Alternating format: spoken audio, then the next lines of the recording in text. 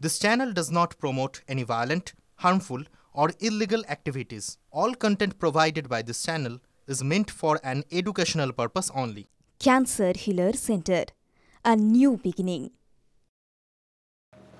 তিলোত্তমায় ধাক্কা রাজ্যের কথা আমরা বলছি তার কারণ সিবিআই তদন্ত করছে, ফলে রাজ্যের আবেদন এই মুহূর্তে গ্রহণযোগ্য নয়। সর্বোচ্চ শাস্তি চেয়ে মামলা করার অধিকার রাজ্যের নেই, এমনটা নির্দেশ কলকাতা হাইকোর্টের। আর.জি. করের ঘটনায় মূল অভিযুক্ত সঞ্জয় রায়ের ফাঁসি চেয়ে রাজ্যের দায়ের করা মামলা গ্রহণ করল না হাইকোর্ট। এই মামলা করার অধিকার রয়েছে একমাত্র তদন্তকারী সংস্থা অর্থাৎ সিবিআই এর, এমনটাই নির্দেশে জানিয়েছে বিচারপতি দেবাংশু বসাকের ডিভিশন বেঞ্চ।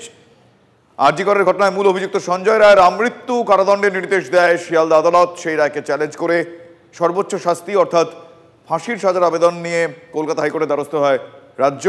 অপরদিকে একই মর্মে মামলা দাখিল করে সিবিআইও। সিবিআইয়ের বক্তব্য ছিল যে রাজ্য এই মামলা করতে পারে না, এই মামলা করার অধিকার রয়েছে একমাত্র তদন্তকারী সংস্থা অর্থাৎ সিবিআই এর। কার মামলা গ্রহণযোগ্য, রাজ্যের না সিবিআই এর, এই মর্মে সওয়াল জবাব শেষ হয়। পরিবারের বক্তব্য ছিল যে তারা সঞ্জয় রায়ের ফাঁসি চান না, রায়দান স্থগিত রাখে আদালত। তড়িঘড়ি যেভাবে রাজ্য সরকার সঞ্জয় রায়ের সর্বোচ্চ সাজা চেয়ে আদালতে এসেছিল, তারপর যেভাবে রাজ্য সরকারের এই কোনো এখতিয়ার নেই বলে সাফ জানালো ডিভিশন বেঞ্চ, তারপর অনেকে প্রশ্ন করছেন কোথাও গিয়ে কি তাহলে গোটা বিষয়টাই একটা চটক ছিল রাজ্য সরকারের জন্য। ক্যামেরায় সমর দাসের সঙ্গে শ্রাবন্তী সাহা, TV9 বাংলা, কলকাতা। আমরা এই নিয়ে কথা বলেছিলাম তিলোত্তমার বাবার সঙ্গে, তিনি কি বলছেন এই বিষয়ে শোনাবো আপনাদের।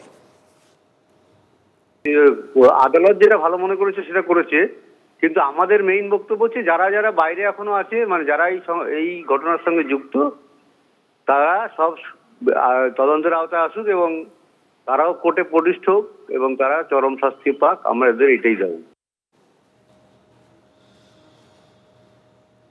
আমরা কথা বলেছিলাম বিকাশ রঞ্জন ভট্টাচার্য, আমরা কথা বলেছিলাম শ্রমিক ভট্টাচার্যের সঙ্গে, সুকান্ত মজুমদারের সঙ্গে। তারা এই বিষয়ে কি বলছেন পরপর শোনাই আপনাদের।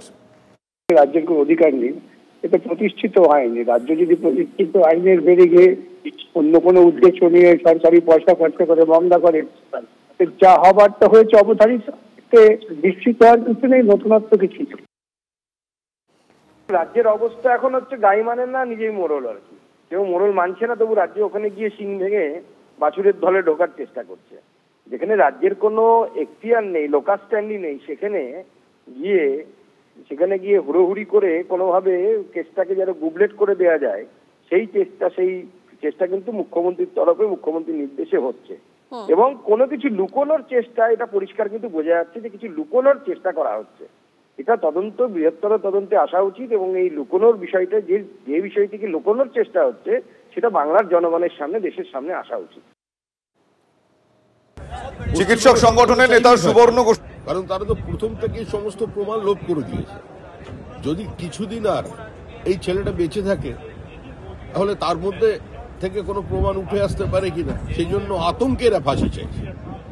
আর সিবিআই তার বিরুদ্ধে প্রমাণ চেয়েছে, তারা ক্যাপিটাল পানিশমেন্ট চাইছে। আমরাও চাই যে অপরাধ করেছে তার ফাঁসি, কিন্তু তদন্তের স্বার্থে এবং যারা সমস্ত তথ্য প্রমাণ লোপাট করে একটা প্রাতিষ্ঠানিক খুন করলো, তাদের মুখোশ খুলে দেওয়ার জন্য, তাদের শাস্তির জন্য এর আরো কিছুদিন বেঁচে থাকা প্রয়োজন। রাজনৈতিক ব্যক্তিত্বদের বক্তব্য শুনলাম, কিন্তু চিকিৎসক সংগঠনের নেতা সুবর্ণ গোস্বামী, তার কি মতামত শোনাবো এবার।